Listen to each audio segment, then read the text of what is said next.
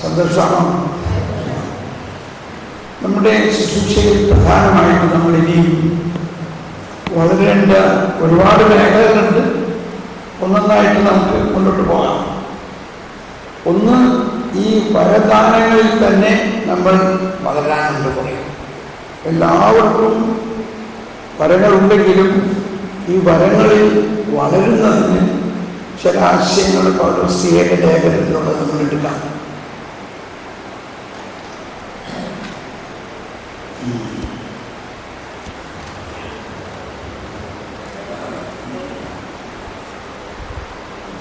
അവരുടെ വ്യക്തിപരമായ പ്രാർത്ഥനകൾ ഒരു പട്ടികയുണ്ട്. അതൊന്നും സ്ഥലം ഒരു സെക്കൻഡ് ഞാൻ എടുക്കാം. നമുക്കൊന്ന് സ്തുതിച്ച് പ്രാർത്ഥിക്കാം. ഒരു മിനിറ്റ്.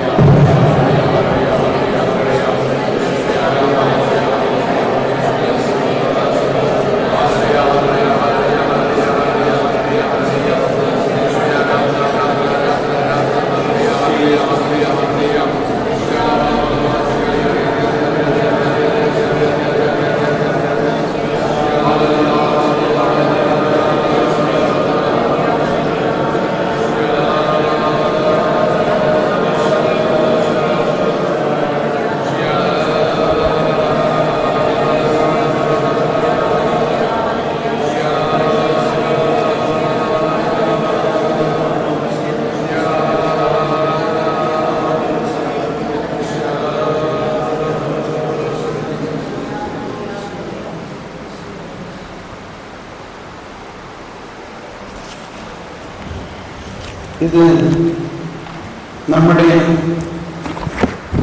ഓരോരുത്തർക്കും വളരേണ്ട ഒരു പ്രധാന കാര്യമാണ് വ്യക്തിപരമായ പ്രാർത്ഥന.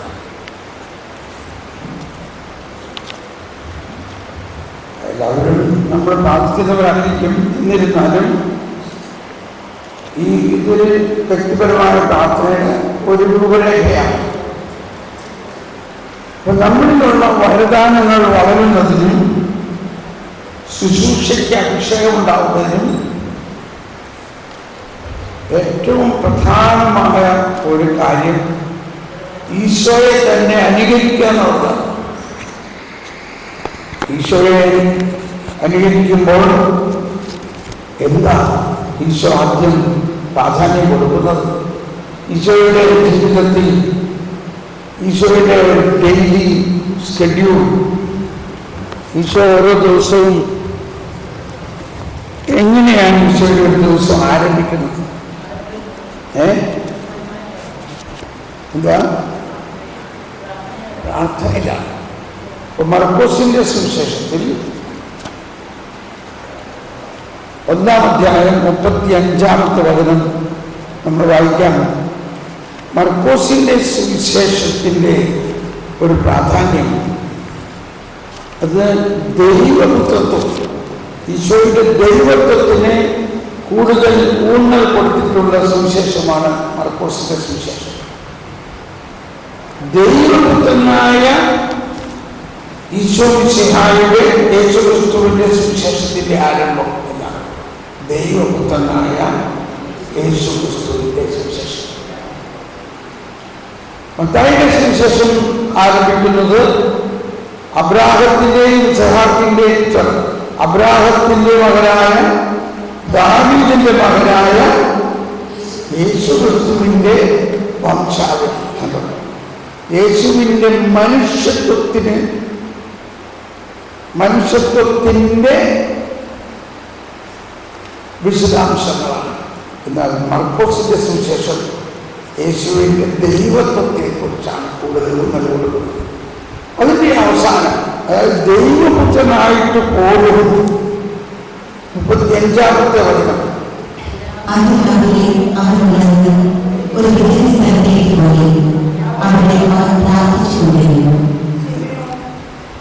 അപ്പം ഇവിടെ ഈ ഇംഗ്ലീഷിൽ എഴുതിയിരിക്കുന്നത് കുറച്ച് വ്യത്യാസമുണ്ട്.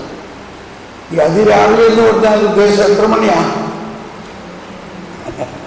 ചിലർക്ക് അതിരാവിലെ 8 മണിയായിരിക്കും, 7 മണിയായിരിക്കും.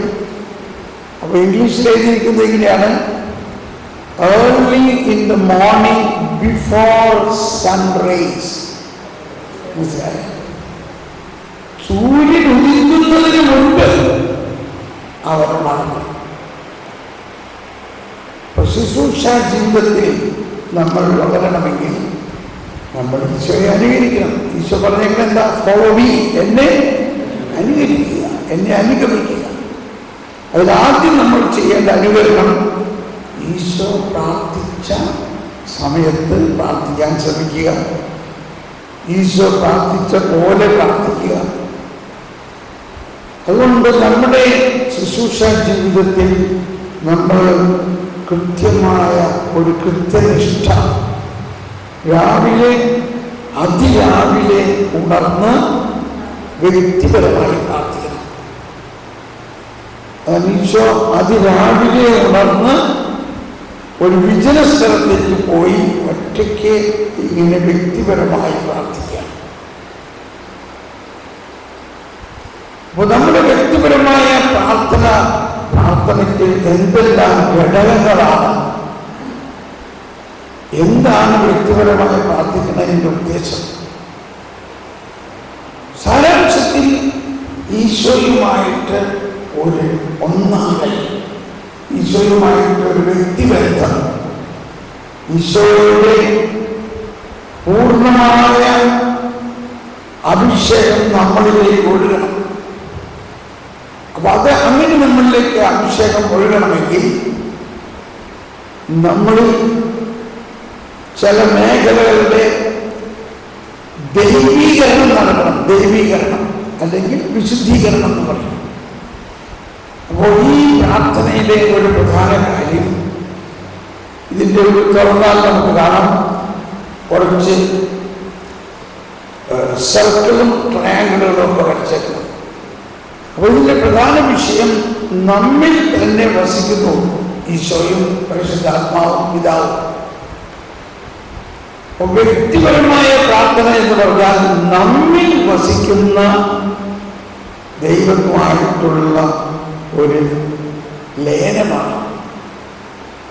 അങ്ങനെ ഈശോ നമ്മൾ ഓരോരുത്തർക്കും വേണ്ടിയും നമ്മൾ കേട്ടു, അവനരമുറുക്കി നമ്മൾക്ക് വേണ്ടി പരിചരിക്കും. അവൻ നമുക്ക് വേണ്ടതെല്ലാം തരും. അതിന് നമ്മൾ സമയം കണ്ടെത്തണം. പലപ്പോഴും ശുശ്രൂഷയിൽ നമുക്ക് അഭിഷേകക്കുറവോ ബുദ്ധിമുട്ടുകളോ ഉണ്ടാകുന്നതിൻ്റെ കാരണം നമ്മൾ വേണ്ട സമയത്ത് വേണ്ട പോലെ പ്രാർത്ഥിക്കാത്തതുകൊണ്ടാണ്.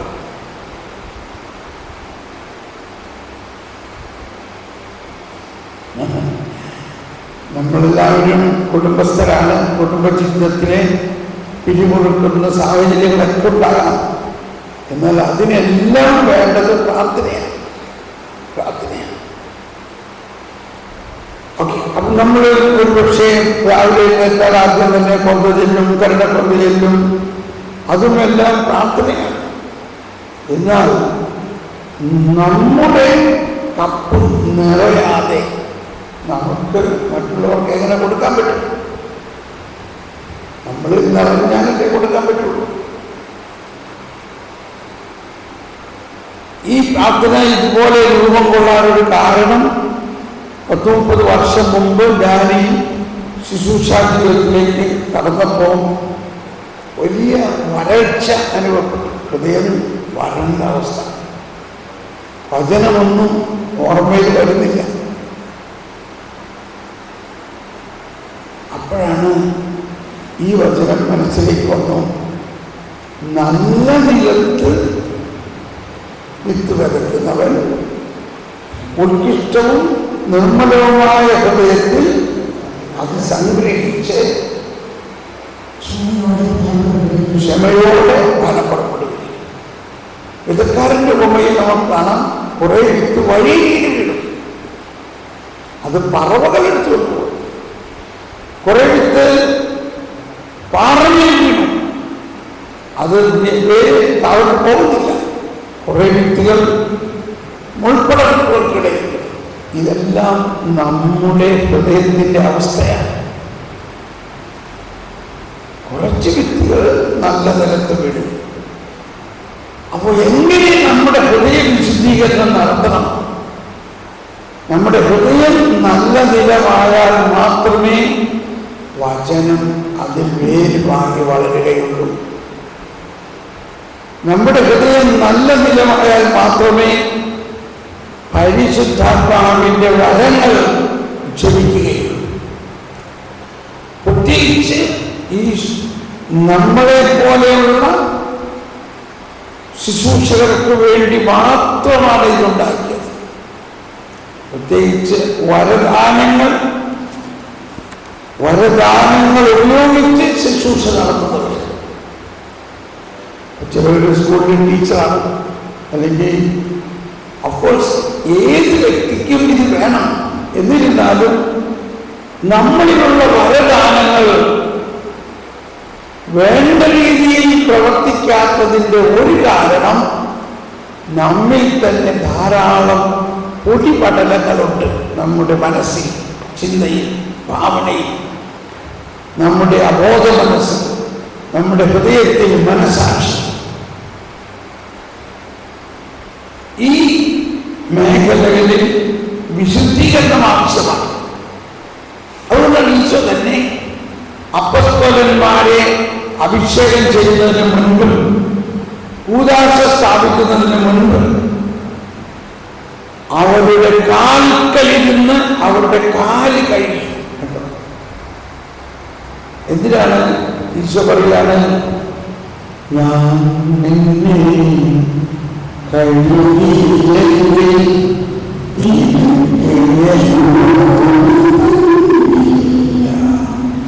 നിശ്ചയമായിട്ട് ഒരു പൂർണ്ണ പങ്കാളിത്തം നമുക്കുണ്ടാകുമെങ്കിൽ നമ്മളിൽ തന്നെ ഉള്ള അശുദ്ധി അല്ലെങ്കിൽ ആവശ്യമില്ലാത്തതിനെ എല്ലാം കഴിയുകയാണ്. ഒരിക്കലും ഒരു സഹോദരൻ എന്നോട് പറഞ്ഞു, എന്നെയും കൂടി ടീമിൽ ചേർത്ത്, ഞാനും വചനം പ്രഘോഷിച്ചിട്ടുണ്ട്, സാറിൻ്റെ കൂടെ ഒരു ചാൻസ് തായോ. അപ്പോൾ കുറച്ച് പ്രാവശ്യം പറഞ്ഞപ്പോൾ ഞാൻ അദ്ദേഹത്തെ പ്രോത്സാഹിപ്പിക്കാനായിട്ട് ഒരു 1 day കൺവെൻഷനിൽ കൂടെ കൊണ്ടുപോയി. ഞാൻ പറഞ്ഞു, ഒരു അരമണിക്കൂർ ദൈവസ്നേഹത്തെക്കുറിച്ച് ക്ലാസ് എടുക്കാൻ പറഞ്ഞു. ദൈവസ്നേഹത്തെക്കുറിച്ച് റെഡി. നേരത്തെ ഞാൻ പറഞ്ഞായിരുന്നു, തലേദിവസത്തൊക്കെ പറഞ്ഞായിരുന്നു. പക്ഷേ ദൈവസ്നേഹത്തെക്കുറിച്ച് ക്ലാസ് എടുക്കാൻ തുടങ്ങി കുറച്ച് കഴിഞ്ഞപ്പോൾ ആ ദൈവസ്നേഹം എന്നുള്ള ടോപ്പിക്ക് വിട്ട് പാപത്തെക്കുറിച്ച് പറയാൻ തുടങ്ങി. പാപത്തെക്കുറിച്ച് പറയാൻ തുടങ്ങിയിട്ട് ഇദ്ദേഹത്തിന് ദേഷ്യം വരാൻ തുടങ്ങി. നീയൊക്കെ ക്രിസ്ത്യാനി എന്ന് പറഞ്ഞ് നടന്നിട്ട് കള്ളം പിടിച്ചിട്ട് ബഹളം. പിന്നെ അങ്ങ് ഭയങ്കര ദേഷ്യത്തിന് സംസാരിക്കാൻ തുടങ്ങി. അപ്പോൾ കുറെ പേരൊക്കെ എഴുന്നേറ്റ് പോയി. പിന്നെ ഞാൻ വന്ന ആളെ പിടിച്ച് മാറ്റി സ്റ്റേജിൽ നിന്ന്. അവൻ ദൈവസ്നേഹത്തെക്കുറിച്ച് പറഞ്ഞിട്ട് ഈ പാപത്തിലേക്ക് എന്തിനാ പോയത്? അത് കഴിഞ്ഞ് പിന്നീട് ഞാൻ ക്ലാസ് കണ്ടിന്യൂ ചെയ്തു. അത് കഴിഞ്ഞിട്ട് ഇന്റർവ്യൂവിൽ ഞാൻ ചോദിച്ചു, അതെന്തെങ്ങനെ ദേഷ്യം വരണം? അതെനിക്ക് അതിനോട് സഹായം. എനിക്കങ്ങ് പെട്ടെന്ന് ദേഷ്യം വരും. പ്രത്യേകിച്ച് ഈ പാപത്തിൻ്റെ മേഖല പറയുമ്പോൾ പെട്ടെന്ന് ദേഷ്യം വരും. മനസ്സിലായ പൗലോസ്ലീഹ പറഞ്ഞത്, നിങ്ങൾക്ക് ഈ വരങ്ങളെല്ലാം ഉണ്ടായാലും മാലാഖമാരുടെ ഭാഷയിൽ സംസാരിച്ചാലും സ്നേഹമില്ലെങ്കിൽ മുഴങ്ങുന്ന ചേനലയോ ചിലമ്പുന്ന കരുത്താളമാണ്. ഒച്ചയുണ്ടാവും. ആത്മാവിന്റെ ജ്വലനമില്ല, ഒച്ചയുണ്ടാവും. പക്ഷെ ആരെയും സ്പർശിക്കില്ല, ആരുടെയും ഹൃദയത്തിൽ അത് കടക്കില്ല. നിങ്ങൾക്ക് മലകളെ മാറ്റാൻ പറ്റി വിശ്വാസമുണ്ടായാലും സ്നേഹമില്ലെങ്കിൽ, അല്ലെങ്കിൽ പൗലോസ്ലീഹ സ്വന്തം കാര്യമായിട്ടാണ് പറയുന്നത്, സ്നേഹമില്ലെങ്കിൽ ഞാൻ ഒന്നുമല്ല. സ്നേഹമില്ലെങ്കിൽ ഞാൻ ഒന്ന് പറഞ്ഞില്ല, സ്നേഹമില്ലെങ്കിൽ ഞാൻ ഒന്നുമില്ല. അപ്പോ ഞാൻ പറഞ്ഞു നമുക്കൊന്നിരുന്ന് പ്രാർത്ഥിക്കാം. ബ്രദർ ഒരു കൗൺസിലിംഗ് ആയി, എനിക്കൊരു കൗൺസിലിംഗ് വേണം. ഓക്കെ. അപ്പോൾ അങ്ങനെ പ്രാർത്ഥിച്ചപ്പോൾ ഒരു ദർശനം ഇങ്ങനെ കണ്ടു. ഇദ്ദേഹം കുസ്തി ഇങ്ങനെ ബോഡി ബിൽഡറായിട്ട് ബോഡി ബിൽഡിങ് നടത്തുന്നതും അങ്ങനെയൊക്കെ കുറേ കാര്യങ്ങൾ കണ്ടു. അപ്പോൾ പുള്ളി പറഞ്ഞു ഞാൻ ആ ഒരു ബോഡി ബിൽഡറായിരുന്നു. ഇല്ല, ആദ്യത്തെ ദർശനം ഇതായിരുന്നു, ചോറ് കൊണ്ടുകൊണ്ടിരിക്കണം. ഒരു യുവാവ് ചോറ് കൊണ്ടുകൊണ്ടിരിക്കുന്ന നേരത്ത് ആ ചോറ് മുഴുവനും ഉണ്ണാതെ ആ ഉള്ള ചോറ് പിടിച്ചുകൊണ്ട് എന്തോ സത്യം ചെയ്തതായിട്ട്. അപ്പോ അതിനെക്കുറിച്ച് ഞാനിങ്ങനെ പ്രാർത്ഥിച്ചു. ഇങ്ങനെ നമ്മുടെ ചെറുപ്പകാലത്തോ യുവത്വത്തിൽ എന്തെങ്കിലുമൊക്കെ വാശി, വൈരാഗ്യം അങ്ങനെയുള്ളതൊക്കെ ഉണ്ടായിട്ടുണ്ട്. ഓർക്കണില്ല. ഒന്നുകൂടി പ്രാർത്ഥിച്ചു, പരിശുദ്ധാത്മാവെ കാണിച്ചു തരണേ. ഓർക്കുന്നുണ്ട്, ഞാൻ ഒരു സ്കൂൾ ലീഡറായിരുന്നു. സ്കൂൾ ലീഡർ ആയപ്പോൾ എതിർ പാർട്ടിക്കാര് ഇയാള് വന്ന് തല്ലി. അന്ന് പറഞ്ഞു, ഊണ് കഴിച്ചുകൊണ്ടിരിക്കുന്നിടത്ത് പറഞ്ഞു, ഇന്ന് അത്താഴം കൊണ്ടുവന്നതിന് മുമ്പ് നിന്നെ ഞാൻ തിരിച്ച് തല്ലില്ലെങ്കിൽ എൻ്റെ പേര് ഇങ്ങനെയൊക്കെ പറയാറുണ്ട്. അങ്ങനെയല്ല, അങ്ങനെ ചോറ് പിടിച്ചുകൊണ്ട് സത്യം ചെയ്ത് പറഞ്ഞു, അത്താഴം കൊള്ളുന്നതിന് മുമ്പ് നിന്നെ ഞാൻ ശരിയാക്കി. പക്ഷേ നടന്നില്ല, പറ്റില്ല. അങ്ങനെ ആ ശബ്ദം നിറവേറില്ല. കാരണം അവര് ഇവരെക്കാൾ ശക്തനാണ്. അപ്പോൾ പുള്ളി എന്ത് ചെയ്തു, ഇവനെയൊക്കെ ശരിപ്പെടുത്തണമെന്നുണ്ടെങ്കിൽ ഞാൻ തന്നെ ഒരു ബോഡി ബിൽഡിങ് നടത്തണം. അങ്ങനെ പുള്ളി ഒരു ബോഡി ബിൽഡറായി. പിന്നെ സാവധാനം ഒരു വാടക ഗുണ്ടമായി ആരെ അടിക്കണമെന്നുണ്ടെങ്കിൽ ആളെ പിടിച്ചാൽ മതി. അങ്ങനെ എവിടെയും പോയി അടി ബഹളം. അതോടൊപ്പം മദ്യപാനം ആരംഭിച്ചു.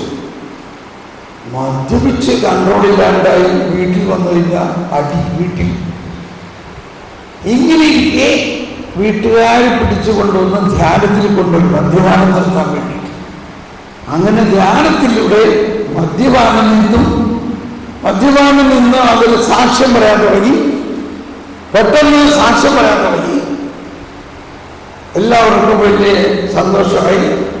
ഇയാൾ മാനസാന്തരപ്പെട്ടിരിക്കുന്നു. അങ്ങനെ ആ സാക്ഷ്യത്തിൻ്റെ ലൈനിലൂടെ പലരും പ്രഘോഷിക്കാൻ തുടങ്ങി. പക്ഷേ ഈ പഴയ മനുഷ്യൻ, നമ്മുടെ ഉള്ളിൽ കിടക്കുന്ന ആ വീരപ്പൻ, നമ്മുടെ ഉള്ളിൽ കിടക്കുന്ന ഒരു ബോഡി ബിൽഡർ, നമ്മുടെ ഉള്ളിൽ കിടക്കുന്ന പഴയ സ്വഭാവം, അത് വിശുദ്ധീകരിച്ചിട്ടില്ല. അപ്പോ ഞാൻ പറഞ്ഞു, മോനിങ്ങനെ ഇരുന്ന് പ്രാർത്ഥിക്കും. ഇതേ പ്രാർത്ഥന ഇങ്ങനെ പ്രാർത്ഥിക്കുമ്പോൾ നമ്മിൽ വസിക്കുന്ന പരിശുദ്ധാത്മാവിനോട് പ്രാർത്ഥിക്കുക. പരിശുദ്ധാത്മാവെ, എന്നിലുള്ള എൻ്റെ അമോഘ മനസ്സിൽ കെട്ടിക്കിടക്കുന്ന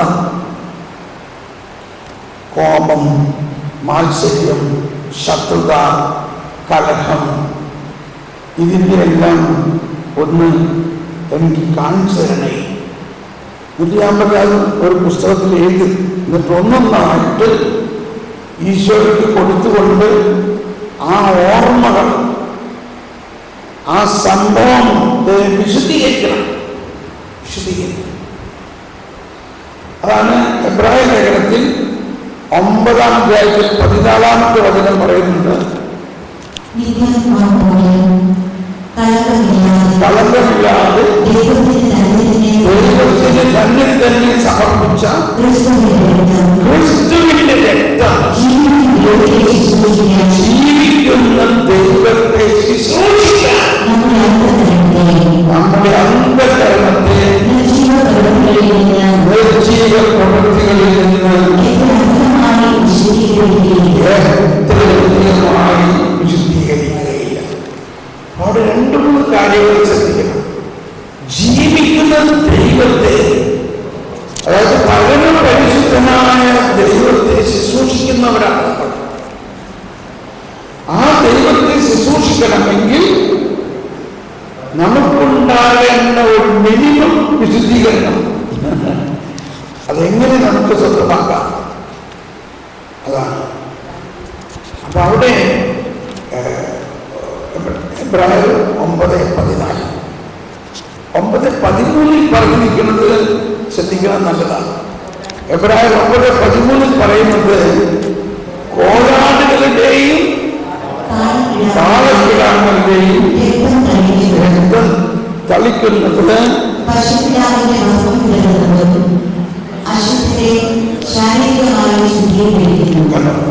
അപ്പൊ ഈ പഴയ നിയമത്തിലെ ആ ശുദ്ധീകരണം എന്ന് പറയുന്നത് ആത്മാവിന്റെ ശുദ്ധീകരണമല്ല. പഴയ നിയമം മുഴുവനിലും ആത്മാവിനെ ശുദ്ധീകരിക്കാനുള്ള വ്യവസ്ഥിതിയില്ല.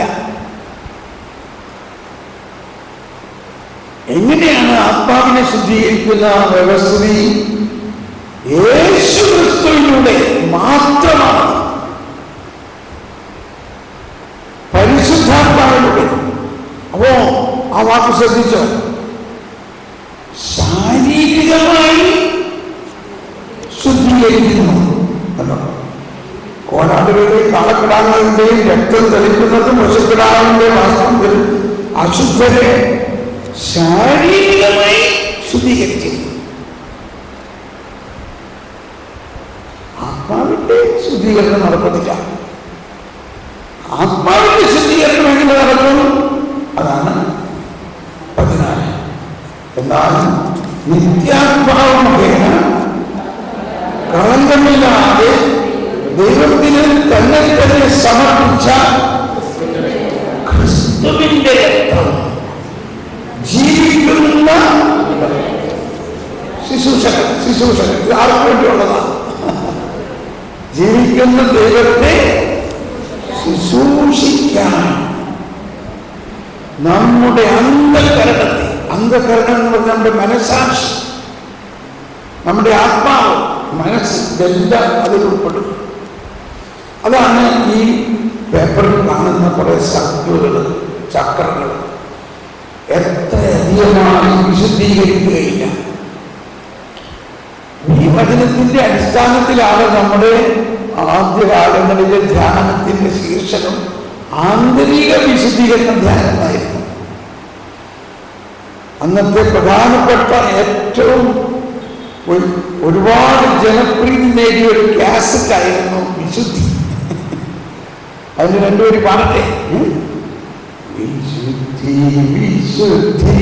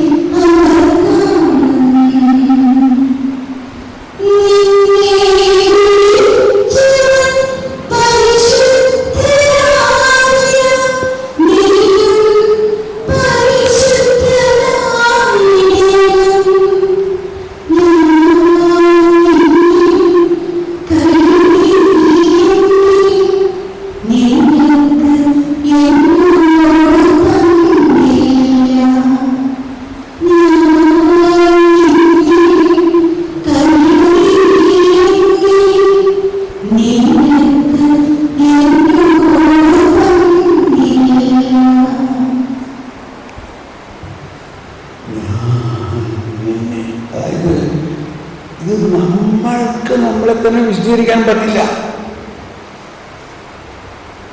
ഞാൻ എത്ര പ്രാവശ്യം കണ്ടിട്ടാണ് നീ ഇതേ മരിച്ചാണ് ഇതിന്റെ കാല് ഞാൻ കെട്ടെടുക്കും എന്നൊക്കെ പറഞ്ഞ് വേറുണ്ടാക്കിയാലൊന്നും ഇത് മാറാൻ പോണില്ല. നിന്നോട് എത്ര പ്രാവശ്യം പറഞ്ഞിട്ടുണ്ടായിരുന്നു മേലിങ്ങനെ ചെയ്യുന്നു, പിന്നെ നീ വീണ്ടും വേണം ചെയ്യണം. ഇതൊക്കെയാണ് നമ്മുടെ ചില ശൈലികൾ. ആദ്യം മനസ്സിലാക്കേണ്ടത് നമുക്ക് സ്വയം ഇത് സാധ്യമേ അല്ല.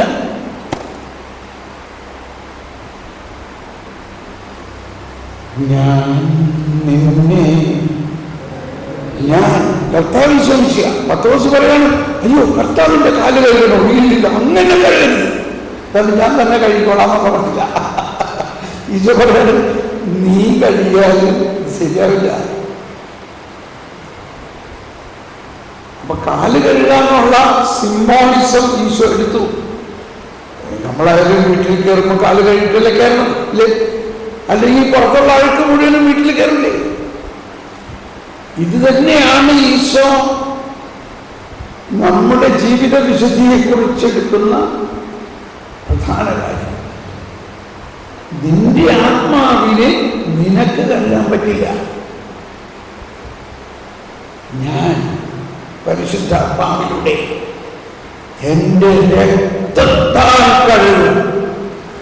അപ്പൊ പഴയ നിയമത്തിൽ രക്തം തെളിക്കാനാണ് പറഞ്ഞേക്കുന്നത്. രക്തം കുടിക്കില്ലായിരുന്നു, കാരണം മൃഗത്തിന്റെ രക്തമാണ്. മൃഗത്തിന്റെ രക്തം കുടിക്കാൻ പാടില്ല. മൃഗത്തിന്റെ രക്തം കുടിച്ചാൽ നീ ആ മൃഗവുമായിട്ട് ഒന്നാവും. അപ്പോ ആരാവും? നമ്മൾ ആ മൃഗത്തെ പോലെയാവും. നിയമാവർത്തന ഗ്രന്ഥത്തിൽ മോശയിലൂടെ ഉള്ളൊരു പ്രബോധനമാണ്. ആ വചനം ഓർക്കുന്നുണ്ടോ ആരെങ്കിലും? മൃഗത്തിന്റെ രക്തം കുടിക്കാൻ പാടില്ല.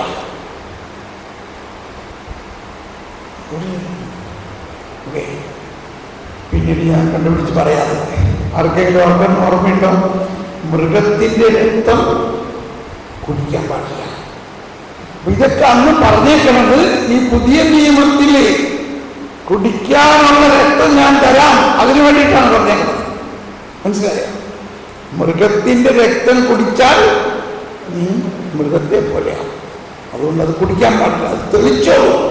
തെളിച്ചാൽ ശാരീരികമായിട്ട് ശുദ്ധീകരണം, കുടിച്ചാൽ ആന്തരികമായി ശുദ്ധീകരണം.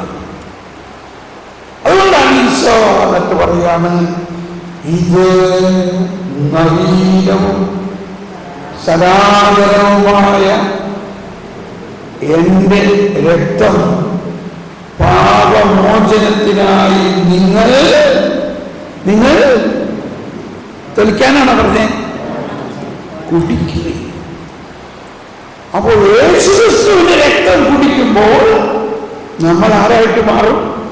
നമ്മൾ യേശുക്രിസ്തുവിനെ പോലെയായിട്ട് മാറും. കിട്ടിയോ? അവിടെ അത്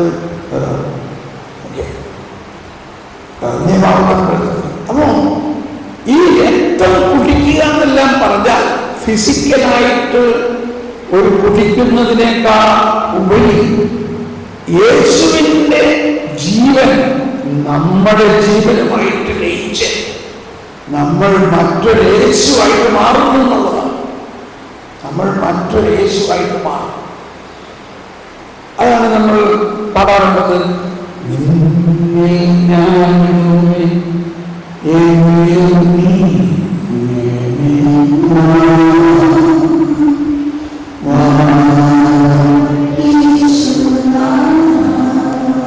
അപ്പോ ഈശോ പറഞ്ഞു, ഇത് എന്റെ ശരീരമാകും, അല്ലെങ്കിൽ ഞാൻ സ്വർഗ്ഗത്തിൽ നൽകുന്ന ജീവനുള്ള അപ്പമാകും.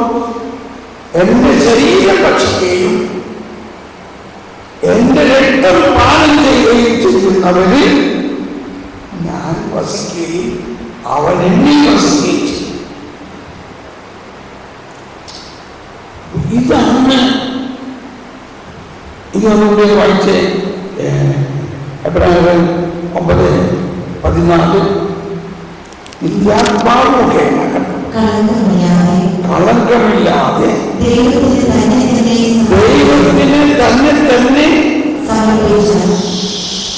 സമർപ്പിച്ച ക്രിസ്തുവിന്റെ രക്തം ജീവിക്കുന്ന ദൈവത്തെ ശുശ്രൂഷിക്കാൻ. നമ്മൾ ശുശ്രൂഷകരാകണമെങ്കിൽ അതിന് ഇങ്ങനൊരു ക്ലോസ് ഉണ്ട്. ജീവിക്കുന്ന ദൈവത്തെ ശുശ്രൂഷിക്കാൻ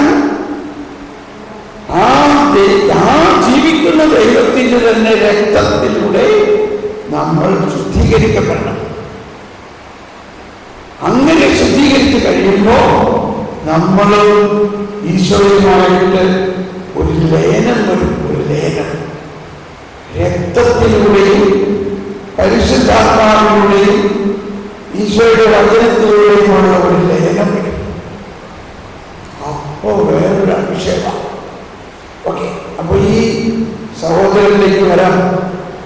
അദ്ദേഹത്തിനോട് ഞാൻ പറഞ്ഞു, നിന്റെ ജീവിതത്തിൽ ഉണ്ടായിട്ടുള്ള ഓരോ സംഭവങ്ങളെയും ഇങ്ങനെ പരിശുദ്ധാത്മാവിനോട് പ്രാർത്ഥിക്കുമ്പോൾ കാണിച്ചു തരും. എന്നിട്ട് അതിനെ ശുദ്ധീകരിക്കുക, അതിൻ്റെ ഓർമ്മകളെ ശുദ്ധീകരിക്കുക, വാശി വൈരാഗ്യം ശുദ്ധീകരിക്കുക, ശത്രുത, കലഹം, കോപം ശുദ്ധീകരിക്കുക.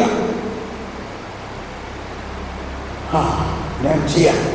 അപ്പോൾ ഞാൻ പറഞ്ഞു, ഇന്ന് രാത്രി തന്നെ ഇരുന്ന് കുറേ നേരം. പിറ്റേ 2 ദിവസം കഴിഞ്ഞപ്പോൾ അദ്ദേഹം ഒരു നോട്ട്ബുക്കായിട്ട് വന്ന്, എൻ്റെ ബ്രദറെ എഴുതിയിട്ടും തീരണില്ല.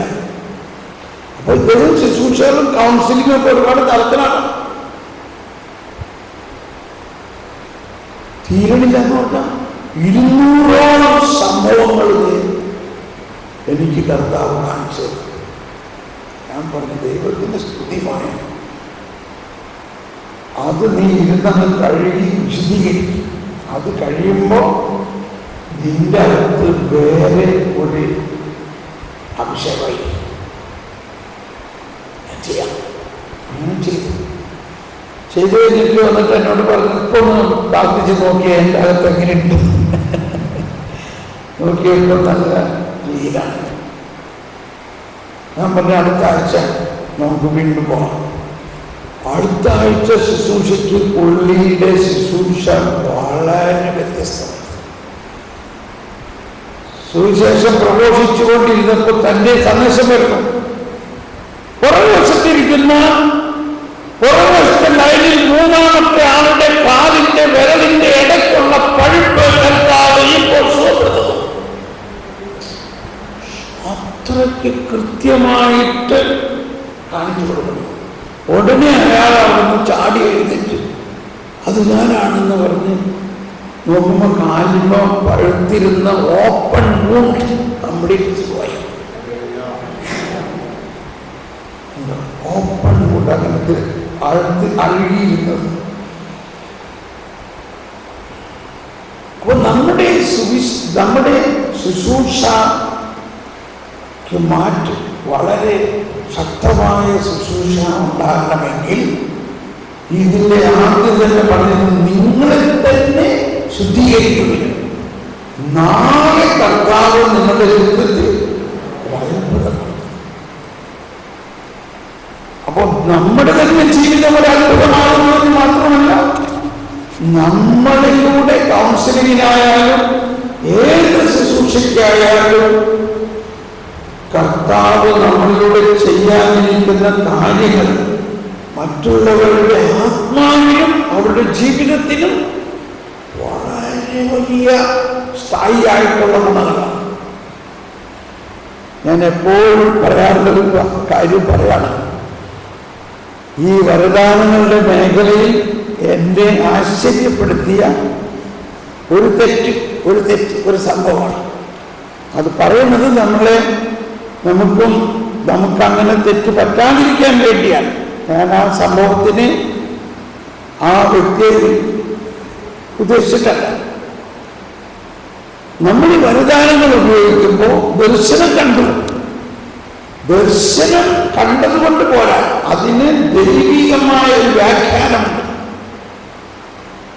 നമുക്ക് ദർശനം കണ്ടാൽ പോരാ, ആ ദർശനത്തിന് പരിശുദ്ധാത്മാവ് എന്ത് വ്യാഖ്യാനമാണ് നൽകുന്നത്. അപ്പോൾ വരദാനങ്ങൾ ശുശ്രൂഷയിൽ ഉപയോഗിക്കണം. പക്ഷേ പൗലോസ്ലീഹ 1 കൊരിന്ത്യർ 12 പറഞ്ഞിരിക്കുന്ന ഒരു കാര്യം, വരദാനങ്ങളെ കുറിച്ച് നിങ്ങൾ അറിവുള്ളവരായിരിക്കണം. 1 കൊരിന്ത്യർ 12. സഹോദരനെ, നിങ്ങൾ ആത്മീയ ദാനങ്ങളെക്കുറിച്ച് അറിവുള്ളവരായിരിക്കണമെന്ന് ഞാൻ ആഗ്രഹിക്കുന്നു. സഹോദരനെ, നിങ്ങൾ ആത്മീയ ദാനങ്ങളെക്കുറിച്ച് അറിവുള്ളവരായിരിക്കണമെന്ന് ഞാൻ ആഗ്രഹിക്കുന്നു. നമ്മളിതുവരെ വായിച്ചതാണ്. എന്താ അതിൻ്റെ അർത്ഥം? ആത്മീയ ദാനങ്ങളെക്കുറിച്ച് അറിവുള്ളവരായിരിക്കണമെന്ന് പറഞ്ഞാൽ, പ്രത്യേകിച്ച് നമ്മൾ ഓരോരുത്തരിലും എന്ത് ആത്മീയ ദാനങ്ങളാണുള്ളതെന്നുള്ള അറിവ് വേണം. അപ്പൊ നിങ്ങൾ പ്രാർത്ഥിച്ചപ്പോൾ പലരിലും പല വരങ്ങളുള്ളതിനെ കുറിച്ചുള്ള അറിവ് വന്നോ ഇല്ലയോ? നമ്മളൊന്ന് ആശ്ചര്യപ്പെട്ടു പോകും. ചിലര് വരദാനങ്ങളിലൂടെ പ്രവചിക്കണമെല്ലാം കേട്ട് കഴിഞ്ഞു, ഇവിടെ ഇദ്ദേഹത്തിന് ഈ വരവൊക്കെ ഉണ്ടോ? നമ്മളൊരുമിച്ച് ആശ പറഞ്ഞിരിക്കുന്ന ആൾക്കാരാണ്. പക്ഷെ പ്രാർത്ഥിക്കാൻ തുടങ്ങിയപ്പോൾ കർത്താവ് കാണിച്ചു, ഇയാൾക്ക് ഇത്രയും വലിയ വരവൊക്കെ ഉണ്ടോ? നമുക്കങ്ങ് അത്ഭുതം തോന്നും. ഈ വരം പ്രവർത്തിക്കുന്ന ആൾക്കും തോന്നും, ഇതെന്താണ് എൻ്റെ അകത്തുനിന്ന് ഇങ്ങനെ വരണത്? നമുക്കറിയില്ല. നമ്മളിൽ ദൈവം തന്നിരിക്കുന്ന വരങ്ങളെ കുറിച്ച് നമുക്കറിയില്ല. അതുകൊണ്ടാണ് പറയുന്നത്, സഹോദരന്റെ ആത്മീയ ദാനങ്ങളെ കുറിച്ച് അറിവുള്ള. അപ്പൊ അത് രണ്ട് കാര്യമാണ്. ഒന്ന്, എന്തെല്ലാം വരങ്ങളാണ് നമ്മളിലുള്ളതെന്നുള്ള അറിവുള്ള. രണ്ട്, അതും ഞാൻ പറഞ്ഞല്ലോ, ഇത് ഇത് ടൂൾസാണ്, ടോയ്സ്. ഇത് വളരെ ശക്തമായ ഉപകരണങ്ങളാണ്. അത് ഉപയോഗിക്കുമ്പോൾ നമുക്കുണ്ടാകേണ്ട പക്വത, നമുക്കുണ്ടാകേണ്ട വിശുദ്ധി, നമുക്കുണ്ടാകേണ്ട വിവേചനം, നമുക്കുണ്ടാകേണ്ട ജ്ഞാനം. ഈശോ ഫരിസേയരെ കുറിച്ച് പറയാനുള്ള കാര്യം ഇതാണ്, വിജ്ഞാനത്തിന്റെ താക്കോൽ സ്വന്തമാക്കിയിരിക്കുന്നത്. എന്നാൽ അവരോ അത് ഉപയോഗിക്കുന്നില്ല, മറ്റുള്ളവരെ ഉപയോഗിക്കാൻ സമ്മതിക്കുന്നു. പരിശുദ്ധാത്മാവിലൂടെ ഈ വരദാനങ്ങൾ നമുക്ക് തന്നിട്ടുണ്ടെങ്കിലും അതിൻ്റെ ഉപയോഗത്തെക്കുറിച്ച് ഒരുപാട് കാര്യങ്ങൾ പൗലോസ്ലീഹ പഠിപ്പിക്കുന്നുണ്ട്. പക്ഷെ ആരും അത് വേണ്ട രീതിയിൽ ഗൗനിക്കുന്നില്ല, പഠിക്കുന്നില്ല. ഉദാഹരണത്തിന് അടുത്ത 14-ാം അധ്യായത്തിൽ 26-ാമത്തെ വചനം, 1 കൊരിന്ത്യർ 14:26. സഹോദരനെ, നിങ്ങൾ സഭയിൽ വരുമ്പോൾ ഓരോരുത്തർക്കും ഒരു സങ്കീർത്തനമോ സാരോപദേശമോ വെളിപാടോ ഭാഷയോ വ്യാഖ്യാനമോ ഉണ്ടായിരിക്കട്ടെ. ഇവയെല്ലാം ആത്മീയ ഉപദേശത്തിനായി ഉപയോഗപ്പെടുത്തുകയും ചെയ്യട്ടെ. കേട്ടോ, എന്താണ് അവസാനം പറഞ്ഞേക്കുന്നത്? എല്ലാവരും പറഞ്ഞ ഇവയെല്ലാം ആത്മീയ ഉത്കൃഷ്ടത്തിനായിട്ട്, ആത്മീയ ഉപദേശത്തിനായി ഉപയോഗപ്പെടുത്തുകയും ചെയ്യും. ഇതൊരു ഭൗതിക കാര്യത്തിനോ ഒരു ബിസിനസ് കാര്യത്തിനോ നമ്മുടെ ഭൗതികമായ കാര്യങ്ങൾക്ക് ഉപയോഗിച്ചാൽ ഇത് ശരിയാവില്ല, അത് ഫിറ്റാവില്ല. അപ്പൊ നമ്മുടെ അടുത്ത് ഒരുപാട് പേര് വന്നത്, അതിന് നിങ്ങൾക്ക് ദർശനങ്ങളുണ്ടല്ലോ, ഒന്ന് പ്രാർത്ഥിച്ച് നോക്കി. എൻ്റെ ആ ബിസിനസ്സിൽ ഇത്ര ലക്ഷത്തിൻ്റെ കടബാധ്യതയുണ്ട്, ഇതെങ്ങനെ മാറ്റാം? അത് പ്രാർത്ഥിച്ചോ. പക്ഷെ ദർശനപരം ഉപയോഗിച്ചാൽ കിട്ടുന്ന ദർശനം അതിൻ്റെ ആ ഭൗതികമായ കാര്യത്തിന് വേണ്ടിയല്ല, ആത്മീയ കാര്യത്തിന് വേണ്ടി. അപ്പൊ അതിൻ്റെ ഒരു ഉദാഹരണം ഞാൻ പറയാം. എന്നോട് ക്ഷമിക്കണോട്ടോ, ഞാൻ ആരെ കുറ്റം പറയാൻ വേണ്ടിയല്ല, നമ്മൾ വളരാൻ വേണ്ടിയിട്ടാണ്, സഭ വളരാൻ വേണ്ടിയിട്ടാണ്, വരദാനങ്ങൾ വളരാൻ വേണ്ടിയിട്ടാണ്. അപ്പോൾ വർഷങ്ങൾക്ക് മുമ്പത്തെ ഒരു കേസാണ്. ഞാനൊരു സ്ഥലത്ത് ചെന്നപ്പോൾ ഒരാളെ എടുത്ത് വന്നിട്ട് പറഞ്ഞു, സാറേ എൻ്റെ 2 ഫിഷിംഗ് ബോട്ട് വർക്ക് ചെയ്യുന്നില്ല, 2 വർഷമായി ഇത് മേടിച്ചിട്ട്, ഒന്ന് പ്രാർത്ഥിച്ച് നോക്കി എന്താണ് ഇത് പ്രവർത്തിക്കാത്തത്. ഞാൻ പറഞ്ഞു, ഇത് ഈ വരദാനങ്ങൾ ആത്മീയ കാര്യങ്ങൾക്ക് വേണ്ടിയുള്ളതാണ്. ഫിഷിംഗ് ബോട്ട് വർക്ക് ചെയ്യാത്തതിൻ്റെ കാരണം വേറെ ആയിരിക്കും. അതിന് ഈ വരദാനങ്ങൾ ഉപയോഗിച്ച് പ്രാർത്ഥിച്ച് കണ്ടുപിടിച്ചാൽ ശരിയാവില്ല. അതെന്താ സാറങ്ങനെ പറയണം? സാറിനെ പോലെയുള്ള ഒരാള് പ്രാർത്ഥിച്ച് സന്ദേശം തന്നതനുസരിച്ചിട്ടാണ് ഈ 2 ഫിഷിംഗ് ബോട്ട് വാങ്ങിയത്.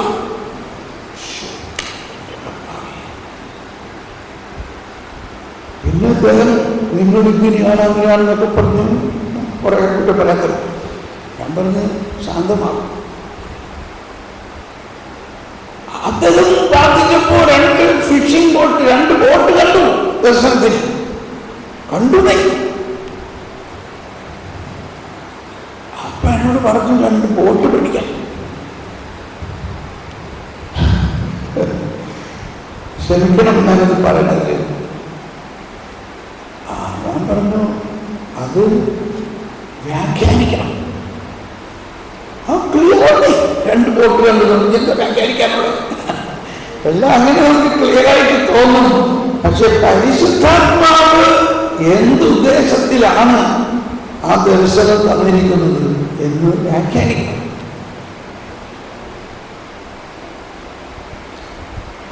പിന്നെ എനിക്ക് തോന്നി ഇയാളെ വിഷമിപ്പിക്കുന്നതിലും ഭേദം ഞാൻ പറഞ്ഞു, ബോട്ട് കണ്ടു എങ്കിൽ നമുക്ക് പ്രാർത്ഥിക്കാം. പരിശുദ്ധാത്മാവേ ഒന്നെല്ലാവരും കൈവീശി കാണിച്ചേ. Hallelujah, hallelujah. ഉറങ്ങുന്നവരെ ഉണർത്ത്. അടുത്തിരിക്കുന്ന ആളുകൾ തട്ടി ഉണർത്തും. ആരെങ്കിലും ഉറങ്ങുന്നുണ്ടെങ്കിൽ ഒന്ന് തട്ടി ഉണർത്തുക. കാരണം ഇത് വളരെ പ്രധാനപ്പെട്ട ഒരു സന്ദേശമാണ്. ഉച്ചയ്ക്ക് ഊണ് കഴിഞ്ഞിരിക്കുന്ന നേരമാണ്. എല്ലാവരും റെഡിയല്ലേ? റെഡിയല്ലേ? ഞാൻ പറഞ്ഞു നമുക്ക് പ്രാർത്ഥിക്കാം. ഈ ദർശനത്തിന്റെ വ്യാഖ്യാനം എന്താണെന്ന് പ്രാർത്ഥിക്കാം. ഞാനിപ്പോൾ പ്രാർത്ഥിക്കാം. അത് വേറൊരു വരവാണ്. വേർഡ് ഓഫ് വിസ്ഡം എന്ന് പൗലോസ് പറയുന്നു. വിവേകത്തിന്റെ വരം എന്നൊന്ന് പ്രാർത്ഥിക്കാം. പ്രാർത്ഥിക്കാൻ തുടങ്ങിയപ്പോഴേ തന്നെ കർത്താവ് പെട്ടെന്ന് വന്നു വെച്ചാൽ ഇയാൾ 2 ബോട്ടിലാണ് കാല് വെച്ചിരിക്കുന്നത്. 2 ബോട്ട് ദർശനത്തിൽ കണ്ടതിന്റെ വ്യാഖ്യാനം എന്താണ്? ഇയാൾ 2 ബോട്ടിലാണ് കാല് വെച്ചിരിക്കുന്നത്. ഇത് കേട്ട വഴിയാണ് ഇയാൾ ശരിയാണ് സാറേ, ശരിയാണ്.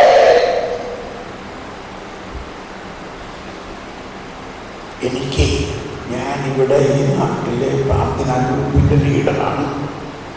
എന്നാൽ എനിക്ക് പാണ്ടിച്ചേരിയിൽ ഒരു ഫോറിൻ ലിക്കർ ഷാപ്പുണ്ട്. മനസ്സിലായി? 2 ബോട്ടെല്ലാം. അപ്പോ അത് നിർത്താൻ 2 വർഷം മുമ്പ് പറഞ്ഞ സന്ദേശമാണത്.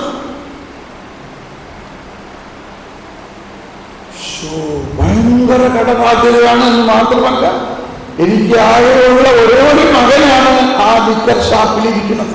അവനിപ്പോ മാനസിക രോഗമായി തുടങ്ങി. അപ്പൊ നിങ്ങൾക്ക് എന്താ ജോലി? നിങ്ങളെന്താ? എനിക്ക് കശുമാവും തോപ്പാണ്.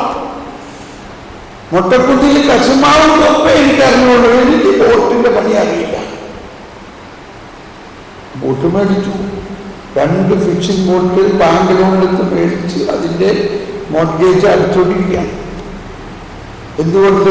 ഒരു കൗൺസിലിംഗിൽ ഒരു ദർശനത്തിൽ വന്ന ഒരു തെറ്റ്. ഇത് ഞാൻ പറയാൻ കാരണം അന്നാണ് ഇങ്ങനെ വരദാന വളർച്ചാ ധ്യാനം വേണം, വരദാനമുള്ളവർക്ക് ട്രെയിനിങ് വേണം,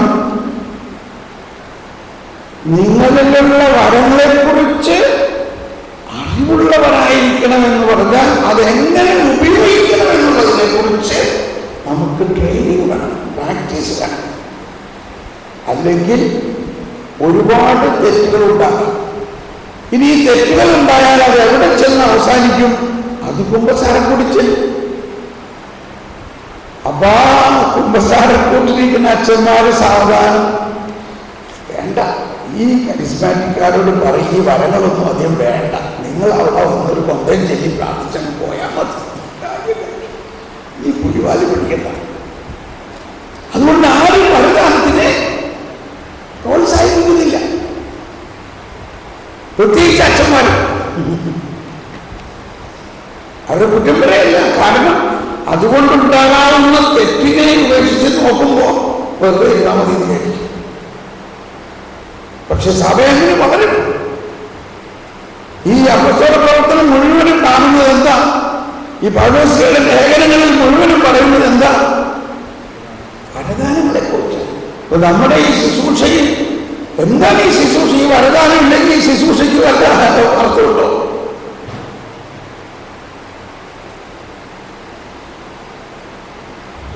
അപ്പോ ഇത് വളരെ സീരിയസ് ആയിട്ട് എടുക്കണം നമ്മൾ ഓരോരുത്തരും. അപ്പൊ അതിന് ചെയ്യേണ്ട കാര്യം ഇതാണ്. ഒന്ന്, നമ്മുടെ മനസ്സിലുള്ള മാനുഷിക ബോധ്യങ്ങളെ വിശദീകരിക്കണം. നമുക്ക് ദൈവിക ബോധ്യങ്ങൾ കിട്ടണം, ദൈവിക ജ്ഞാനം കിട്ടണം. എന്ത് ദർശനം ഉണ്ടായാലും ഉടനെ. ഇപ്പൊ ഞാൻ നിങ്ങളെ ടെസ്റ്റ് ചെയ്യാൻ വേണ്ടി ഒരു ചോദ്യം ചോദിക്കാൻ പോവാണല്ലോ, കേട്ടോ, ശ്രദ്ധിക്കണം. ടെസ്റ്റ് ചെയ്യാൻ പോവാണ് നിങ്ങൾ തരുന്ന ഉത്തരത്തിൽ നിന്ന്. കാരണം എനിക്ക് നിങ്ങളെ ആരെ അറിയില്ലല്ലോ, അറിയോ? അതുകൊണ്ട് ഞാനീ പറയുന്നത് നിങ്ങളുമായിട്ട് എന്ത് ബന്ധമുണ്ടെന്ന് എനിക്കറിയില്ല. പരിശുദ്ധാത്മാവ് പറയിപ്പിക്കുന്നതാണ് നിങ്ങളുടെ ഗുണത്തിന് വേണ്ടി. ഞാൻ ടെസ്റ്റ് ചെയ്യാൻ പോവാണ്.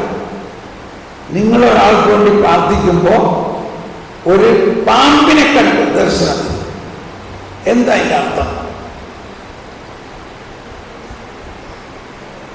നിങ്ങളുടെ ഉത്തരം പറഞ്ഞേ.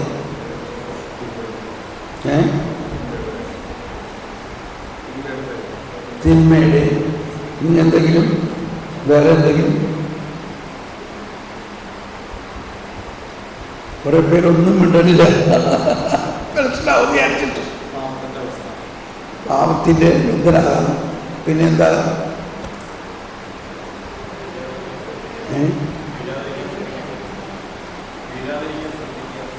വീഴാതിരിക്കാൻ ശ്രദ്ധിക്കുക. അപ്പൊ ഇതൊന്നുമല്ല ഇതിന് ഉത്തരം. ഇതിന്റെ കറക്റ്റ് ഉത്തരം പരിശുദ്ധാത്മാവിനോട് ചോദിക്കണം എന്നുള്ളതാണ്. എന്താണ് കറക്റ്റ് ഉത്തരം? പരിശുദ്ധാത്മാവിനോട് ചോദിക്കണം. ആ സമയത്ത് നമുക്ക് ഒരുപാട് പ്രാവശ്യം പാമ്പിനെ കാണിച്ചു തരുന്നുണ്ടാകാം. ഓരോ പ്രാവശ്യവും അതിന് വ്യത്യസ്ത ഉത്തരമായിരിക്കും. ആ വ്യക്തിയുടെ ജീവിതത്തിൽ എന്താണ് ഇപ്പോ പരിശുദ്ധാത്മാവ് പറയുന്നത്? ചെറിയൊരു പുസ്തകത്തിന്റെ പുറകെ എഴുതിയിരിക്കും പാമ്പ്, പാപം, അരിവാള്, ശത്രുത, ഇങ്ങനെ കുറെ ചിഹ്നങ്ങളുടെ അർത്ഥം. അത് തെറ്റാണ്.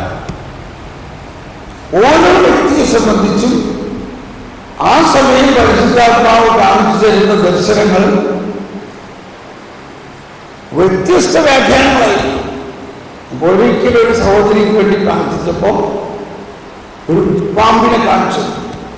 അപ്പൊ ഞാൻ ചോദിച്ചു, പരിശുദ്ധാത്മാവേ എന്താണ്?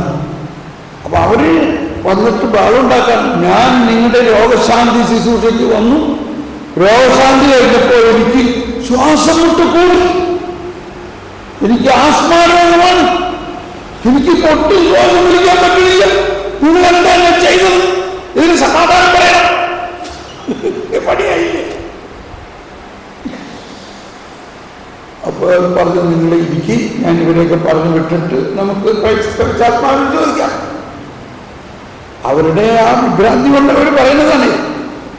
വീട്ടിൽ നിന്ന് വന്നപ്പോൾ ഇത്രയും ശ്വാസം മുട്ടുണ്ടായില്ല, ശുശ്രൂഷ കഴിഞ്ഞപ്പോൾ കൂടുതൽ ആസ്മയായി, ശ്വാസം മുട്ടായി, ശ്വാസം വലിക്കാൻ പറ്റണില്ല.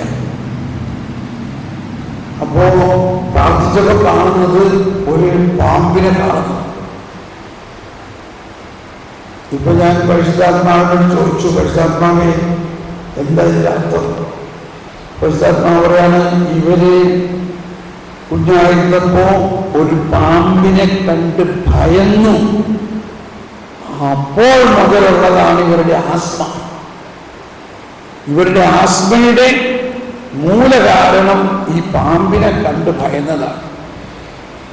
ഞാൻ ചോദിച്ചു, നിങ്ങളിങ്ങനെ പാമ്പിനെ കണ്ട് ഭയന്നിട്ടുണ്ടോ? ഓർമ്മയില്ല.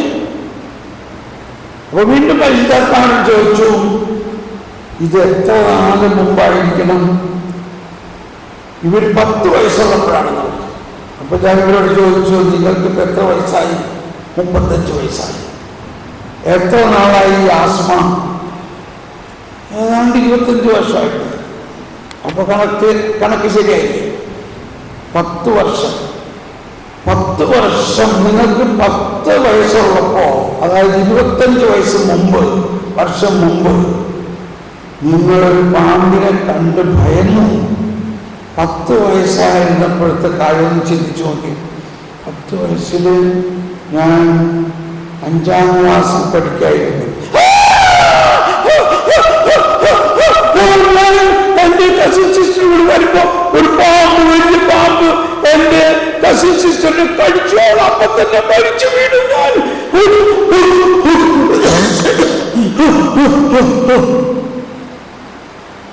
അപ്പൊ ഞാനങ്ങ് പ്രാർത്ഥിച്ചു, കർത്താവേ ആ സമയത്തിലേക്ക് വന്ന് അവളെ സൗഖ്യപ്പെടുത്തണേ.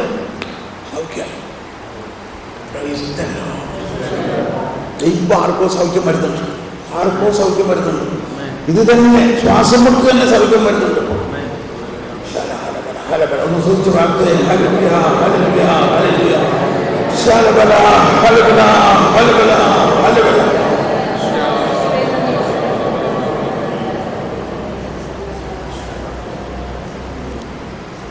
ശ്വാസം മുട്ട് അല്ലെങ്കിൽ ഈ ശ്വാസകോശത്തിന് സംബന്ധമായ എന്തെങ്കിലും പ്രയാസമുള്ള ആരെങ്കിലും ഇവിടെ ഉണ്ടോ?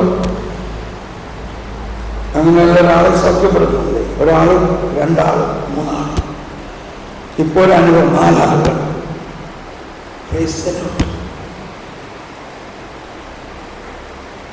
അപ്പോ ഈ ഉദാഹരണം പരിശുദ്ധാത്മാവ് പറയിപ്പിച്ചു തരുന്നതാണ്. 2 ഗുണം. 1 വരദാനങ്ങൾ ഉപയോഗിക്കേണ്ട മേഖല, 2 അതിൽ തന്നെയുള്ള നമ്മുടെ ആവശ്യമുള്ള സൗഖ്യം.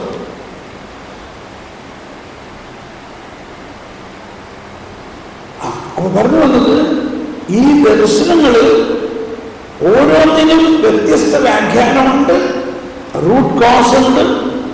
ആ നമ്മുടെ കൗൺസിലിങ്ങിന്റെ യഥാർത്ഥ വിജയം ഈ പക്വതയോടെ ഇത് കൈകാര്യം ചെയ്ത് അങ്ങനെ 25 വർഷമായ ആസ്മ സൗഖ്യമായി. അപ്പൊ ഈ ഭയാനകമായ ആ ഭയം അകത്ത് കിടക്കുന്നതിനെ മാറ്റാൻ വൈദ്യശാസ്ത്രത്തിന് എന്തെങ്കിലും മരുന്നുണ്ടോ? ആർക്കത് മാറ്റാൻ പറ്റും?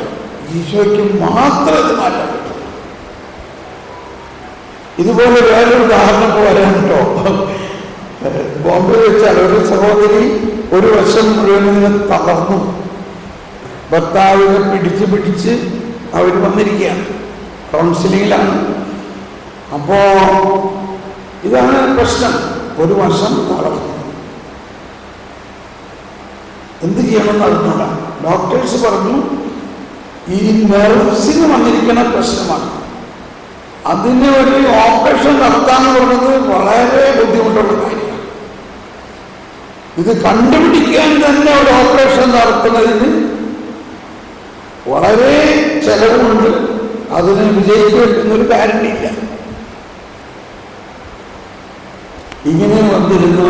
പരിശുദ്ധാത്മാവേ, ഞാനിങ്ങനെ പ്രാർത്ഥിക്കുമ്പോൾ ദർശനത്തിൽ കാണുകയാണ് ചുണ്ട് മുറിഞ്ഞിരിക്കുന്നത്.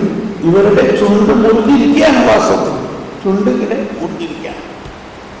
പക്ഷെ ഞാൻ ദർശനത്തിൽ കണ്ടനുസരിച്ച് ഇവരെ നോക്കിയപ്പോൾ കറക്റ്റ് അങ്ങനെയാണല്ലോ. അപ്പം പറഞ്ഞു, പരിശുദ്ധാത്മാവ് പറഞ്ഞു, ഇവരുടെ ഈ ചുണ്ട് മുറിഞ്ഞതിന്റെ കാരണം ചോദിക്കുക. ഇതാണ് ഇവരുടെ ഒരു വശം തളർന്നതിന്റെ കാരണം. അപ്പോൾ ഞാൻ ചോദിച്ചു, എന്താ ഈ ഇങ്ങനെ മുറിയിട്ടുണ്ടോ? അവരെ കണ്ടിട്ടില്ലേ ചുണ്ടിങ്ങനെ സ്പ്ലിറ്റ് ആയിട്ടിരിക്കുന്നു? ഓ, അത് കുഞ്ഞിനാന്റെ പട്ടി കടിച്ചതാണ്.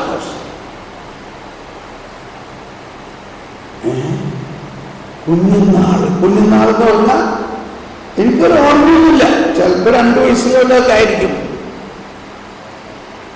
2 വയസ്സുള്ള കുഞ്ഞിനെ പട്ടി കടിച്ച് ചുണ്ട് മുറിഞ്ഞ് വിടർന്ന് ഇപ്പോഴും ഇങ്ങനെ ഇരിക്കാം. അപ്പൊ എന്തോ ഒരു ഭയാനകമായ ഒരവസ്ഥയായിരിക്കണം അന്ന്. എനിക്കെന്തോ തോന്നി, ഞാൻ പെട്ടെന്ന് ഇങ്ങനെ കാണിച്ചു. ഇത് കാണിച്ചപ്പോഴേക്കും ഇത് അവിടെ ബോധം കെട്ട് വീണു. 40-45 വയസ്സുള്ള ആള് ബോധം കെട്ട് വീണു. ഒരാളൊരു പട്ടി കുറച്ചേക്ക് ഒച്ച കാണിച്ചു. ഉടനെ ഭർത്താവ് വെള്ളമൊക്കെ കൊണ്ടുവന്ന് കേൾപ്പിച്ചു. പക്ഷേ അങ്ങനെ കാണിച്ചപ്പോ ഇവരുടെ ആ കേസ് കംപ്ലീറ്റ് പുറത്തേക്ക് വന്നു. ഇത് ആ പഴയ സംഭവത്തിനെ, ആ സംഭവം അബോധ മനസ്സിൽ കിടന്നത് പുറത്തു. അപ്പൊ അവര് പറയാണ്, അമ്മ പറഞ്ഞു കേട്ടിട്ടുണ്ട് 2 ആഴ്ച കോമയിലായിരുന്നു. പട്ടി കടിച്ചിട്ട് 2 ആഴ്ച കോമയിലായിരുന്നു.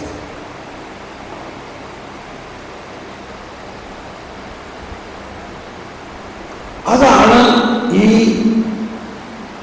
ഒരു വർഷം മുഴുവനും. അപ്പൊ അന്ന് ആ നെർവ്സിനുണ്ടായ ബ്രേക്ക് ഡൗൺ, അതാണ് പ്രായമായപ്പോ ആ വർഷത്തെ നെർവ്സ് മുഴുവനും തളർന്നിരിക്കുന്നത്. ഇപ്പോ നല്ല പട്ടി അടിച്ചു, നമുക്ക് അതിന്റെ സീരിയസ്നെസ് മനസ്സിലാവുന്നില്ല. അപ്പോ ഇപ്പോ ഈശോയിൽ അന്ന് ഇന്നലെയും ഇന്നും എന്നും ഒരാൾ തന്നെയാണ്. അന്ന് ആ സാഹചര്യത്തിലേക്ക് വന്ന് ആ മുറിവ് ഉണക്കണമേ, ആ ആന്തരികമായ മുറിവ് അതിനെ സൗഖ്യപ്പെടുത്തണേ. പിന്നെ നമ്മൾ ക്ഷമയുടെ മേഖലകളൊക്കെ എടുത്ത് പ്രാർത്ഥിച്ചപ്പോ പെട്ടെന്ന് ഈ ഒരു വർഷം മുഴുവനും തളർന്ന അവസ്ഥ പെട്ടെന്ന് സൗഖ്യമാണ്. പെട്ടെന്ന് സൗഖ്യം.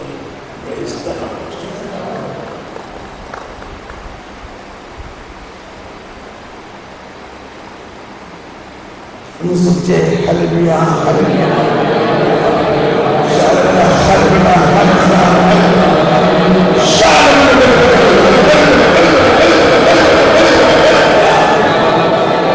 ഇങ്ങനെ നമ്മളിൽ ഇങ്ങനെ സംഭവം ഉണ്ടായിട്ടുള്ളവരുണ്ട്.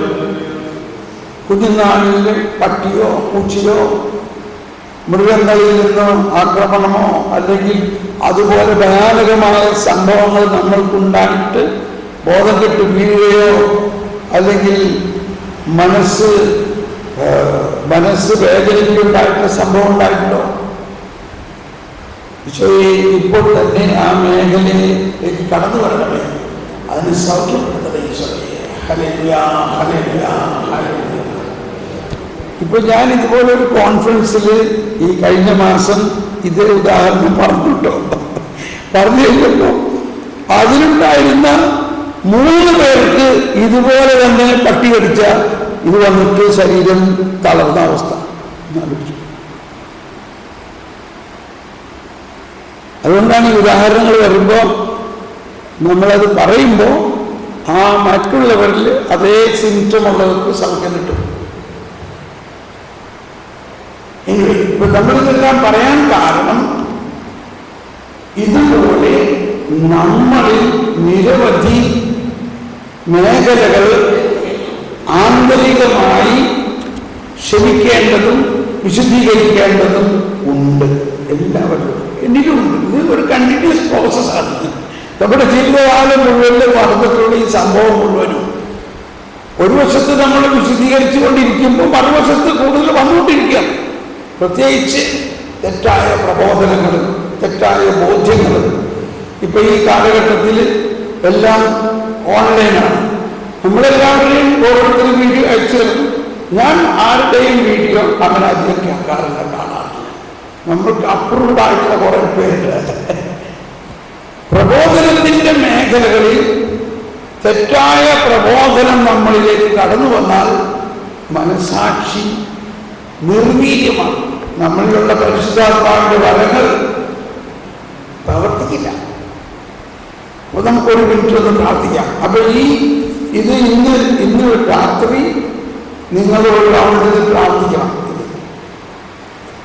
അങ്ങനെ ഈ പ്രാർത്ഥന ഒരു ശീലമാക്കിയെടുക്കണം. പ്രത്യേകിച്ച് നമ്മളുടെ മനസാക്ഷി, മനസ്സ്, ആന്തരിക മേഖലകളെ വിശുദ്ധീകരിക്കണം. നമ്മൾ ഈ വരദാനങ്ങളുടെ വളർച്ചാധ്യാനത്തിൽ പലരും പറഞ്ഞിട്ടുള്ളത് ഈ വ്യക്തിപരമായി വിശുദ്ധീകരണ പ്രാർത്ഥന നടത്തുമ്പോൾ തന്നെ നമ്മളിലുള്ള വരദാനങ്ങൾ തെളിഞ്ഞു വരും. ഇപ്പൊ അതിങ്ങനെ ചാരം കൊണ്ട് കിടക്കുക. ഞാൻ എല്ലാ ദിവസവും ഈ പ്രാർത്ഥന പലതരത്തിൽ പ്രാർത്ഥിക്കും. അതോടൊപ്പം തന്നെ സ്നേഹം നിറയാൻ വേണ്ടി നമ്മൾ പ്രാർത്ഥിക്കണം. ഓക്കെ, നമുക്കൊരു മിനിറ്റ് ഒന്ന് പ്രാർത്ഥിക്കാം. ഇപ്പൊ ഞാൻ അതൊന്ന് കാണിച്ചു തരാം എങ്ങനെ പ്രാർത്ഥിക്കേണ്ടത്. ഇപ്പൊ നിങ്ങൾ കവിതാസം നോക്കാതെ കണ്ണടച്ച് നമ്മുടെ ഉള്ളിൽ വസിക്കുന്ന പരിശുദ്ധാത്മാവിനോട് നേരിട്ട് പ്രാർത്ഥിക്കുക. എന്നിൽ വസിക്കുന്ന പരിശുദ്ധാത്മാവേ, എന്നെ ശുദ്ധീകരിക്കണമേ. എന്നിലുള്ള എല്ലാ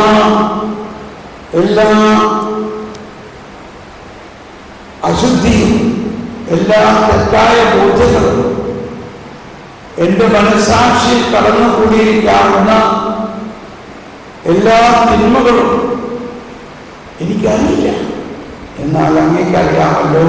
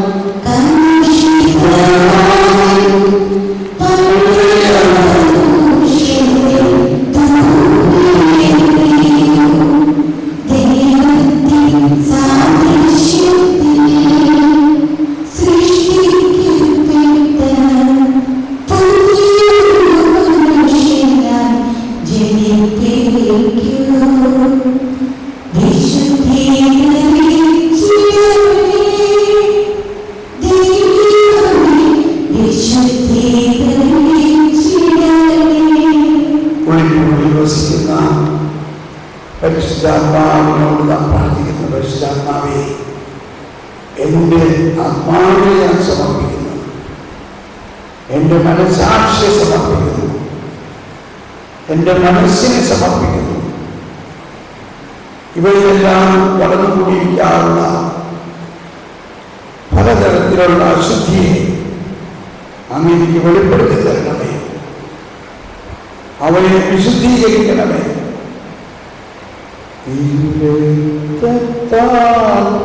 കരുകണമേ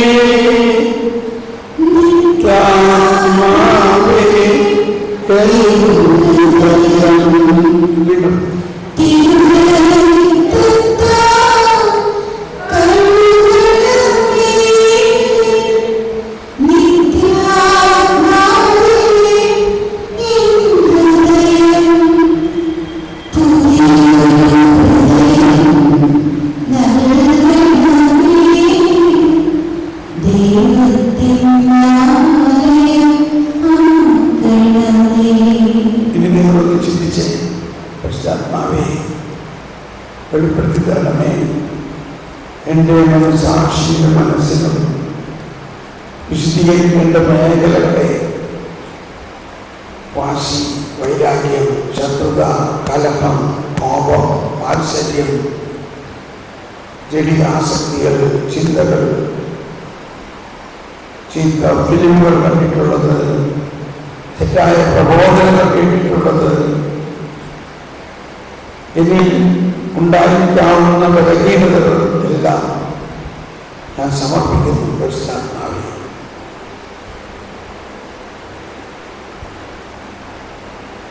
നന്നായിട്ടിങ്ങനെ നമ്മുടെ മനസ്സിലേക്ക് അത് വരാൻ തുടങ്ങും.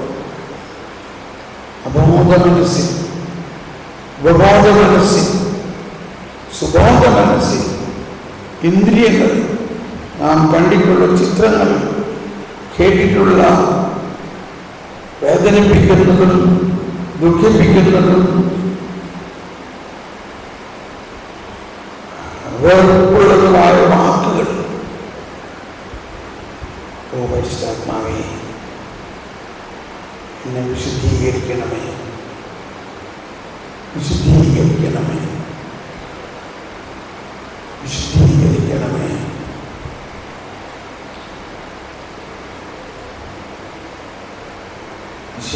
ആത്മാവേ, എന്നെ ശുദ്ധീകരിക്കണമേ, തിരുവിഴാവിലെ വെള്ളമേ എന്നെ കഴുകണമേ.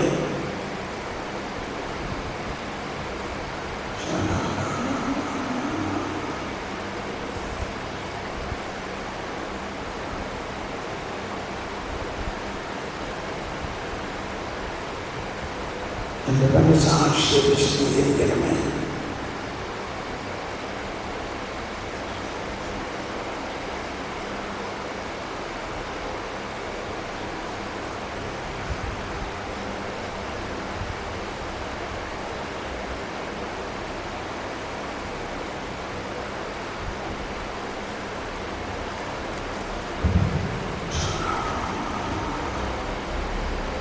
വിദേശത്തിന്റെ വേരുകൾ എഴുതി മാറ്റണമേ.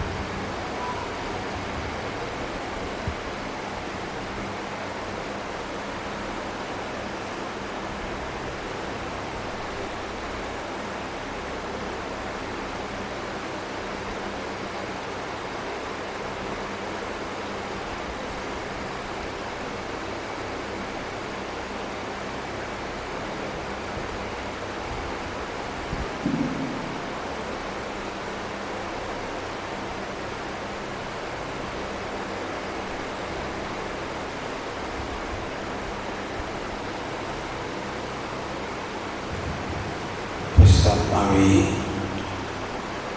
വിശുദ്ധിയുടെ ആത്മാവേ,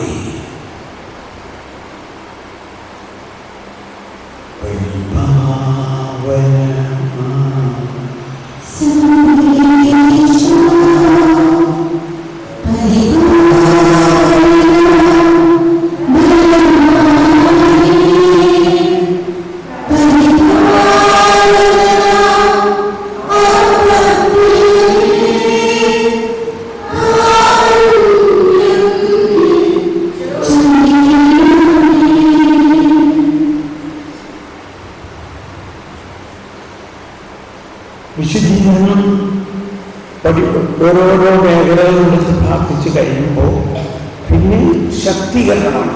പരിശുദ്ധാത്മാവിൻ്റെ ഫലങ്ങളാലും ദാനങ്ങളാലും വരങ്ങളാലും നിറയണം. സ്നേഹമില്ലെങ്കിൽ യാതൊന്നുമല്ല. സ്നേഹം എല്ലാം സഹിക്കുന്നു, സ്നേഹം എല്ലാം വിശ്വസിക്കുന്നു, സ്നേഹം എല്ലാത്തിനെയും അതിജീവിക്കുന്നു, സ്നേഹം ഒരിക്കലും അവസാനിക്കുന്നില്ല. പരിശുദ്ധാത്മാവിന്റെ ഫലങ്ങൾ നമ്മളിൽ വേണം. സ്നേഹം വിദ്വേഷം പുലർത്തുന്നില്ല, സ്നേഹം ദയയുള്ളതാണ്, സ്നേഹം കോപിക്കുന്നില്ല. നമുക്കെങ്കിലും പറയാം, പരിശുദ്ധാത്മാവേ സ്നേഹം കൊണ്ട് നിറയ്ക്കണമേ, സ്നേഹം ശാന്തി ആനന്ദം കൊണ്ട് നിറയ്ക്കണമേ. എല്ലാവരും പറഞ്ഞു പ്രാർത്ഥിക്കാം. സ്നേഹം ശാന്തി ആനന്ദം. പരിശുദ്ധാത്മാവേ സ്നേഹം ശാന്തി ആനന്ദം കൊണ്ട് എന്നെ നിറയ്ക്കണമേ, സ്നേഹം ശാന്തി ആനന്ദം കൊണ്ട് എന്നെ നിറയ്ക്കണമേ. Fill me, fill me, fill me, love, joy, peace. അങ്ങനെ ആത്മാവിൻ്റെ ഫലങ്ങൾ കൊണ്ട് നിറയണം. ജ്ഞാനം കൊണ്ട് നിറയണമേ. ജ്ഞാനം, വിസ്ഡം, നോളജ്, അണ്ടർസ്റ്റാൻഡിങ്. ജ്ഞാനം കൊണ്ട് നിറയ്ക്കണമേ പരിശുദ്ധാത്മാവേ. ജ്ഞാനം നിറഞ്ഞേ, ജ്ഞാനം, അറിവ്, വിവേകം. വിശ്വാസം, പ്രത്യാശ. വിശ്വാസം, ശരണം, പ്രത്യാശ. വിശ്വാസം, പ്രത്യാശ, സ്നേഹം. Faith, hope and charity. പിന്നെ ഉത്കൃഷ്ടമായ വരദാനങ്ങൾ ഞങ്ങൾക്ക് നൽകണേ.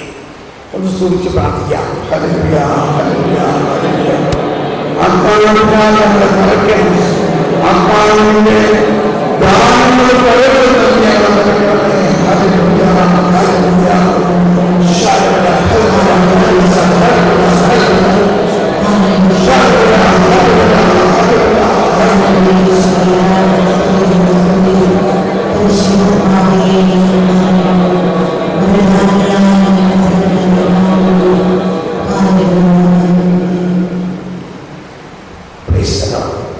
അപ്പോൾ നമ്മൾ ചായ കുടിക്കാൻ പോവാം. ചായ കുടിച്ചു കഴിഞ്ഞാൽ അരമണിക്കൂർ 5 മണിക്കല്ലേ, 5 മണിക്ക് കുർബാന. അപ്പോൾ ഈ സമയത്ത് നിങ്ങൾ ചായ കുടിച്ച് വേണമെങ്കിൽ കുളിക്കുകയൊക്കെ ചെയ്യാം. അത്യാവശ്യം കുളിക്കണോ കുളിക്കാം. എന്നിട്ട് അല്ലെങ്കിൽ ഈ വ്യക്തിപരമായ പ്രാർത്ഥന കുറച്ച് നേരം പ്രാർത്ഥിക്കണം എന്നുള്ളത് അങ്ങനെ പ്രാർത്ഥിക്കാം. ഇനി അതെല്ലാം നിങ്ങൾക്ക് നമ്മൾ നേരത്തെ നടത്തിയമായ ഗ്രൂപ്പിലിരുന്ന് ഇങ്ങനെ പ്രാർത്ഥിച്ച് ഒരു കൗൺസിലിംഗ് പ്രാക്ടീസ് ചെയ്യുന്നുണ്ട്. അതൊക്കെ ചെയ്യാം. ചായ കുടിച്ച് 5 മണിക്ക് നമ്മൾ കുർബാനയിലേക്ക് പ്രവേശിക്കും.